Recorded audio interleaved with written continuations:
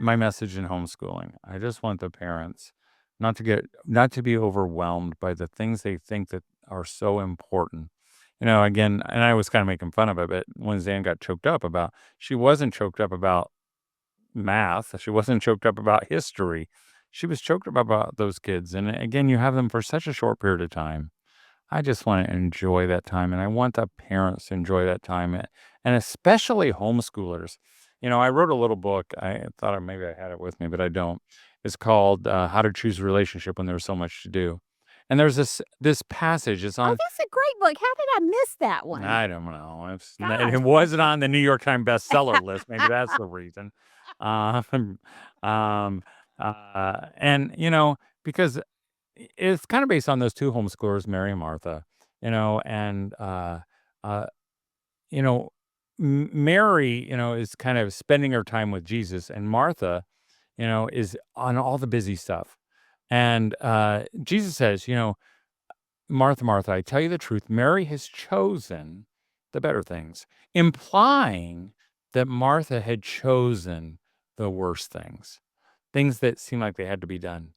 And because the sad part of the whole story to me is, Martha had Jesus in her house and she missed him because she was so busy doing important stuff, things that have to be done. And I think, wouldn't it be a shame if we had our kids with us for these 18 years and we missed them because we were so busy doing things that had to be done?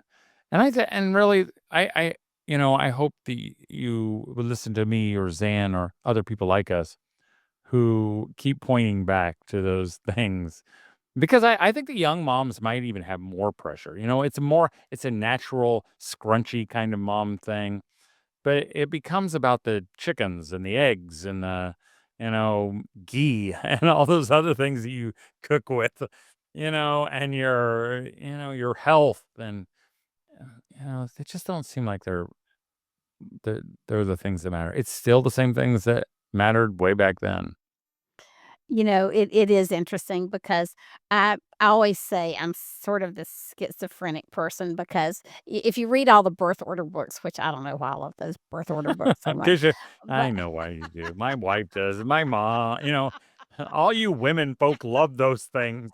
That's why we did a homeschool personality test. It wasn't for the men, it was for the women. this this is so true. But my older sister is 6 years older, and she also was born with congenital heart disease and should have never lived.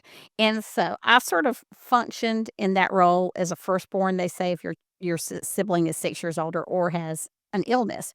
And so I feel like I'm half firstborn and half secondborn. So I'm half, let's get it done, and then I'm half, let's sit and really do, I don't know. So I am schizophrenic. I will enjoy not being schizophrenic when I go to heaven.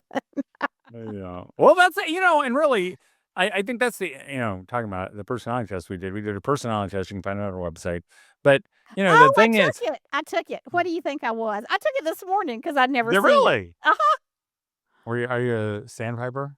No. Are you an owl? Yes, I was the Okay. owl, and I Uh, tried so hard not to be the owl. I was saying things that weren't exactly true so that I might be the sandpiper.